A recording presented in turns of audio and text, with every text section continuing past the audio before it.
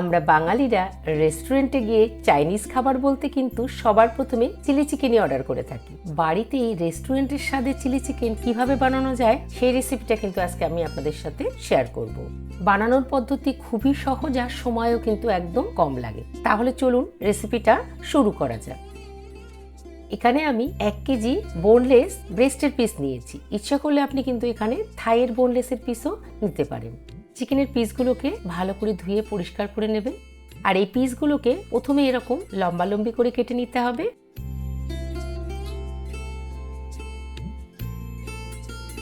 তারপর এইভাবে চৌকো চৌকো মিডিয়াম সাইজের পিস করে নেবেন। ইচ্ছা করলে আপনি আপনার পছন্দের বড় সাইজও করতে পারেন।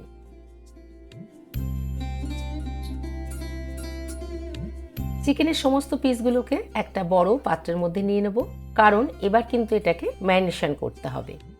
ম্যারিনেশনের জন্য সবার প্রথমে দিয়ে দেবো পরিমাণ মতন নুন, লাল লঙ্কার গুঁড়ো, 2 চামচ আদা রসুনের পেস্ট, 1 চামচ গোলমরিচ গুঁড়ো, দিয়ে দেবো 3 চামচ কর্নফ্লাওয়ার আর 1 চামচ ময়দা। এখানে কিন্তু ময়দাটা কমই ব্যবহার করবেন। ময়দাটা বেশি ব্যবহার করলে কিন্তু উপরের কোটিংটা বেশ মোটা হবে আর খেতে অনেকটা চিকেন পকোড়ার মতো হয়ে যাবে। এবার এর মধ্যে দিতে হবে সামান্য একটু সয়া সস, 1 চামচ ভিনিগার আর একটা ডিম। সমস্ত কিছু চিকেনের পিসগুলোর সাথে হাত দিয়ে খুব ভালো করে মিশিয়ে নিতে হবে। দেখুন এই কোটিংটা কিন্তু একটু হালকাই হবে। সবকিছু ভালো করে মাখানো হয়ে গেলে এর মধ্যে সামান্য একটু রিফাইন্ড অয়েলও ভালো করে মিশিয়ে নিতে হবে। এই রিফাইন্ড অয়েল দেওয়ার জন্য যখন আপনি চিকেনের পিসগুলোকে ফ্রাই করবেন, দেখবেন একটার সাথে আরেকটা গায়ে গায়ে লেগেও যাবে না আর চিকেনের পিসগুলো খুব ভালো ফ্রাই হবে। এই ছোট ছোট টিপসগুলো একটু ব্যবহার করবেন, দেখবেন আপনার চিলি চিকেনের স্বাদ কিন্তু একদম রেস্টুরেন্টের মতনই হবে। রেস্টুরেন্টে কিন্তু একটা চিলি পেস্ট ব্যবহার করে, যার জন্য তার স্বাদ একটু অন্যরকমই হয়। কিভাবে সেটা বানানো যাবে চলুন দেখে নেওয়া যাক। নিয়ে নেবো কতগুলো কাশ্মীরি লাল লঙ্কা। এতে কিন্তু ঝাল কমই থাকে। লঙ্কাগুলো মধ্যখান থেকে কেটে ভিতরের থেকে যে সিডসগুলো আছে বা বীজটা আছে সেটাকে বের করে নিতে হবে। বীজগুলো আলাদা করে বের করে নিয়ে এবার ওই লঙ্কাগুলোকে একটা পাত্রের মধ্যে নিয়ে তার মধ্যে দিয়ে দেবো বেশ খানিকটা গরম জল। 2 থেকে 3 মিনিট গরম জলের মধ্যে লঙ্কাগুলো ভিজিয়ে রাখলে দেখবে বেশ নরম হয়ে যাবে আর এরকম লাল জল বেরিয়ে আসবে। ভেজানো লাল লঙ্কাগুলোকে একটা মিক্সার জারের মধ্যে নেব। তার মধ্যে কিন্তু ওই ভেজানো লাল লঙ্কার জলও 2-3 চামচ নিয়ে নেবেন। এই লঙ্কা ভেজানো জল দিয়ে পেস্টটা বানালে চিলি পেস্টের কালারটা কিন্তু দুর্দান্ত আসবে। এর মধ্যে দিয়ে দেবো কয়েক কোয়া রসুন আর সামান্য একটু নুন। একটা গাঢ় পেস্ট তৈরি করে নিতে হবে। চিলি পেস্ট তো তৈরি হয়ে গেল, এবার চলুন একটা সস তৈরি করে নিই। একটা পাত্রের মধ্যে খানিকটা জল নিয়ে নেবো। জলের মধ্যে দিয়ে দেবো 3 চামচ টমেটো সস। তার মধ্যে মিশিয়ে দেবো 1 চামচ ডার্ক সয়া সস, 1 চামচ লাইট সয়া সস, 1 চামচ চিলি সস আর সামান্য একটু ভিনেগার। 1 চামচ কর্নফ্লাওয়ারও কিন্তু এর মধ্যে দিয়ে দেবেন। দিয়ে খুব ভালো করে মিশিয়ে নিতে হবে। তাহলে কিন্তু আমাদের চিলি চিকেনের সসটাও রেডি হয়ে গেল। সবকিছু মোটামুটি রেডি। এবার চিকেনের পিসগুলোকে ভেজে নিতে হবে। একটা কড়াইতে বেশ খানিকটা রিফাইন্ড অয়েল গরম করে নেব। তেলটা যখন খুব ভালো গরম হয়ে যাবে, মানে একদম হাই হিট থাকবে, তখন এই চিকেনের পিসগুলোকে একটা একটা করে তেলের মধ্যে দিয়ে দিতে হবে। একসাথে কিন্তু বেশি দেবেন না, তাহলে একটার সাথে একটা লেগে যাবে আর কোটিংটাও নষ্ট হয়ে যাবে। চিকেনের পিসগুলো যখন এরকম হালকা ব্রাউন কালার হয়ে যাবে দুপাশই, তখন চিকেনের পিসগুলোকে আমাকে তেলের থেকে ছেঁকে তুলে নিতে হবে। সেম প্রসেসে 2-3 ব্যাচ ওয়াইজ আমি চিকেনের পিসগুলোকে সব এক এক করে ফ্রাই করে নেব।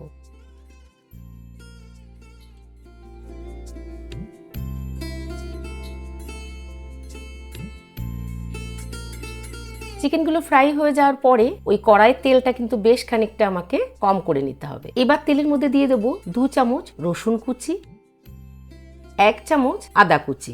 আদা আর রসুনটাকে কিন্তু গ্রেটারে বেশ মিহি করে গ্রেট করে নিতে হবে বা কুচি করে নিতে হবে। তেলের মধ্যে কিন্তু রসুন আর আদা কুচি খুব ডিপ ফ্রাই করবেন না, মানে লাল করে নেবেন না। একটু কালার হালকা চলে আসলে মিশিয়ে দিতে হবে তৈরি করে রাখা চিলি গার্লিক পেস্টটা। চিলি পেস্টটা মেশানোর পরে এটা কিন্তু কন্টিনিউয়াসলি নাড়তে হবে। দেখবেন নাড়তে নাড়তেই চিলি পেস্টটা একটু বেশ দানা দানা হয়ে এসছে, তখনই বুঝবেন এটা একদম পারফেক্ট ফ্রাই হয়ে গেছে। এবার এর মধ্যে মিশিয়ে দিতে হবে পেঁয়াজ আর ক্যাপসিকামের স্লাইস। পেঁয়াজটাকে মধ্যখানে দুভাগ করবেন, আবার সেগুলোকে দুভাগ করলেই কিন্তু এই ধরনের পেঁয়াজের স্লাইস অটোমেটিক তৈরি হয়ে যায়। ক্যাপসিকামও কিন্তু মিডিয়াম সাইজের করে কেটে নেবেন, বেশি ছোট একদমই করবেন না। এর সাথে মিশিয়ে দিতে হবে কেটে রাখা কাঁচা লঙ্কার স্লাইসও। রেস্টুরেন্টে কিন্তু চিলি চিকেনের গ্রেভি বানানোর সময় একদম হাই হিটে বানানো হয়। আমাদের ঘরোয়া ওভেনে এতটা হাই হিট থাকে না, তাও চেষ্টা করবেন হিটটা হাই রেখেই সমস্ত যে আমরা পেঁয়াজ বা ক্যাপসিকাম দিয়েছি সেটাকে টস করে নেওয়ার। হালকা এভাবে একটু টস করে নিলেই কিন্তু ভালোভাবে এগুলো মেশানো হয়ে যাবে। সমস্ত ভেজি মানে ক্যাপসিকাম আর পেঁয়াজ কাঁচা লঙ্কা এগুলোকে কিন্তু বেশি ফ্রাই করবেন না, এর মধ্যে একটু ক্রাঞ্চি ভাব যেন থাকে। কাঁচা লঙ্কার পিসগুলো দেওয়ার পরে আমি কিন্তু স্প্রিং অনিয়নের পিছনে যে সবুজ অংশটা থাকে সেগুলোকে একটু কুচি করে এর মধ্যে দিয়ে দিয়েছি। মিশিয়ে দেব তৈরি করে রাখা সসটাকে। সসটাকে সবকিছুর সাথে একভাবে ভালো করে মিশিয়ে যে একটু ফুটে উঠবে দিয়ে দেবো সামান্য নুন, সামান্য চিনি। এবার একটা কথা বলি, যখন আপনি এই গ্রেভির মধ্যে নুন দেবেন এটা কিন্তু একটু চেকে নিয়ে দেবেন, কারণ দেখুন বিভিন্ন সসের মধ্যে কিন্তু একটু সল্টি ভাব থাকে, তাই নুনটা অবশ্যই একটু টেস্ট করে তবেই মেশাবেন। আর আমার কাছে একটু আজিনামোটো ছিল, সেটা আমি দিয়েছি রেস্টুরেন্টের স্বাদ আনার জন্য। আপনাদের কাছে না থাকলে ব্যবহার করবেন না, বা যদি পছন্দ না করেন ব্যবহার নাই করতে পারেন, অ্যাভয়েড করবেন। আজিনামোটোটা কিন্তু সম্পূর্ণ অপশনাল। সবকিছু আবারও একবার ভালো করে মিশিয়ে নিয়ে এর মধ্যে দিয়ে দেব ভেজে রাখা চিকেনের পিসগুলোকে। স্লো আছে গ্রেভিটাকে এবার কিন্তু ফুটতে দিতে হবে, এই সময় গ্যাসের আর স্লো রাখবেন।